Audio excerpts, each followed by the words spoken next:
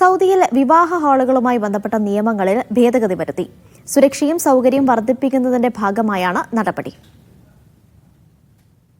വിവാഹ സൽക്കാരങ്ങൾ, വേദികൾ എന്നിവയുമായി ബന്ധപ്പെട്ട നിയമങ്ങളിലാണ് പരിഷ്കാരം. ഭക്ഷ്യ പാനീയ മാലിന്യ നിവാരണ സംഘടനകളുമായി കരാർ ചെയ്ത് മാത്രമേ ഭക്ഷണം വിതരണം ചെയ്യാവൂ. ഇത്തരം സംഘടനകൾ ഭക്ഷണത്തിന്റെ ഗുണമേന്മയും നിലവാരവും ഉറപ്പാക്കണം. ആരോഗ്യകരമായ പാക്കിംഗ് നിർബന്ധമാണ്.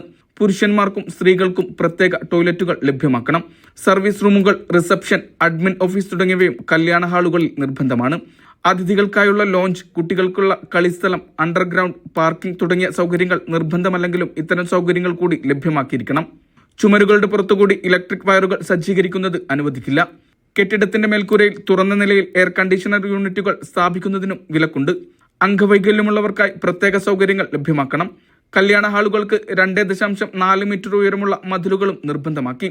പാർക്കിംഗ് ഏരിയയിൽ നടക്കാനുള്ള സ്ഥലം കൂടി ഉറപ്പാക്കണം. ഭക്ഷണമേശകൾക്കിടയിൽ ചുരുങ്ങിയത് 150 സെന്റിമീറ്റർ അകലം പാലിച്ചിരിക്കണം. മുഴുവൻ ഹാളുകളുമായി ബന്ധപ്പെട്ട് പേയ്മെന്റ് സംവിധാനങ്ങൾ ഒരുക്കണം തുടങ്ങിയവയാണ് പുതിയ നിയമങ്ങളിലെ മാറ്റങ്ങൾ. പൊതുജനങ്ങളുടെ സുരക്ഷയും സൗകര്യവും വർദ്ധിപ്പിക്കുന്നതിന്റെ ഭാഗമായാണ് നടപടി. Vishal Cherpulassery, media 1, Riyadh.